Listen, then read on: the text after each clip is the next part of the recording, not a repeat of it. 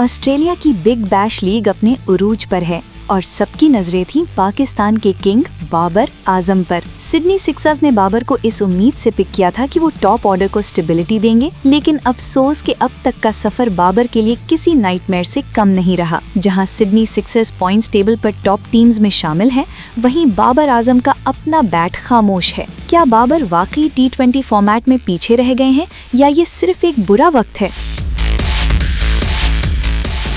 Stats पर नजर डालें तो कहानी काफी फिक्रमंदी वाली है। बाबर ने इस सीजन में अब तक तकरीबन 11 इनिंग्स खेली हैं और सिर्फ 202 रन्स बनाए हैं।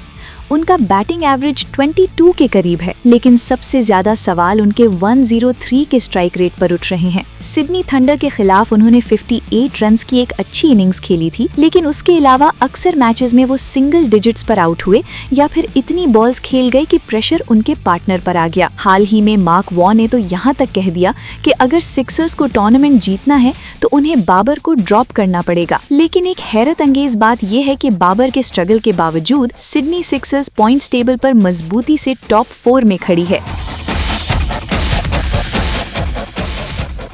लेकिन दोस्तों, अब बड़ी खबर ये है कि बाबर आजम ने सिडनी सिक्सर्स और बिग बैश लीग को दरमियान में ही छोड़ दिया है।